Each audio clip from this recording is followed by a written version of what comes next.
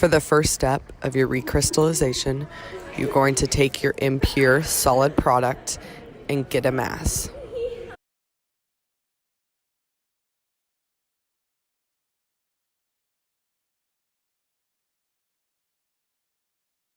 Your next step is going to be to transfer your solid weighed product into your flask. Here you can use a folded paper if that makes it easier.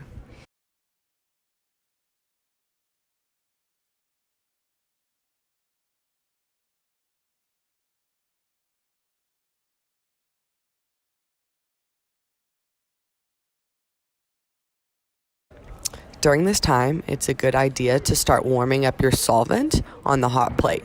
Here, you want to be sure that it does not reach the point of boiling.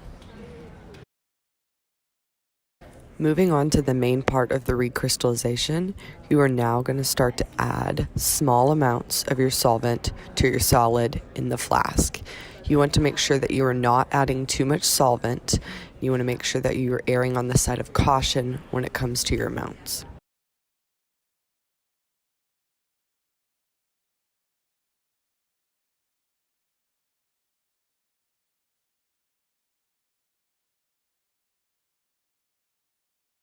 In between adding small amounts of your solvent, you want to be sure to swirl the flask as well as keep the flask warm using the hot plate. While you are dissolving your solid in your solvent, you want to be sure that you look out for big chunks. You do not want these.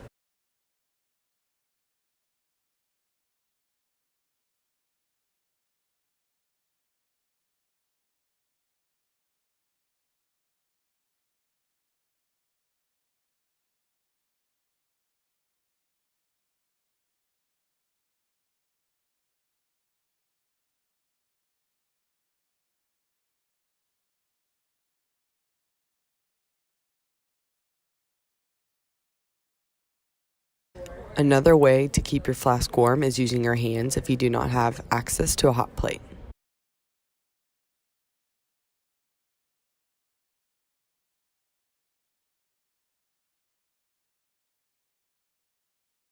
The final product of the solid dissolved should look like this, clear and you cannot see the solid particles.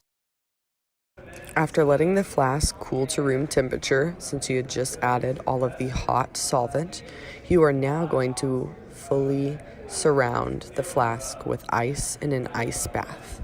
You do not need to add water to the ice bath, it can simply be ice. The ice bath needs to be timed. It should go on for 15 minutes.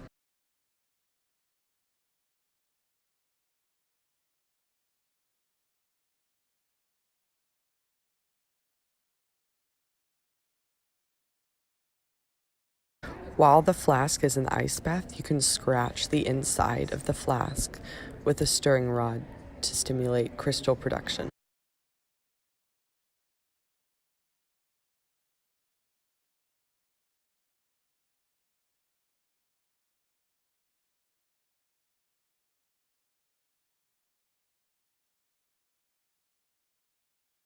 After the 15-minute ice bath is complete, your flask should look like this with crystals formed at the bottom.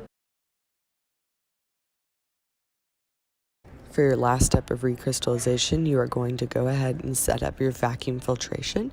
You want to make sure that you plug the cord into the vacuum pump. You also want to be sure to wet the filter in the funnel.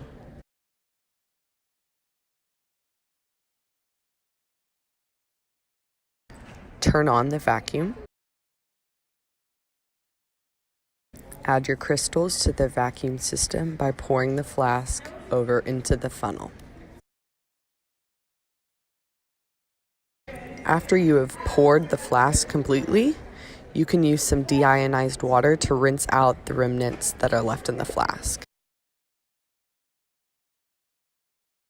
Lastly, you want to turn off the vacuum and carefully remove the filter paper, which should have your solid filtrate on the top of it. You want to be sure to not spill this, and you can put this on an already weighed watch glass, which you can then weigh again to get your final mass.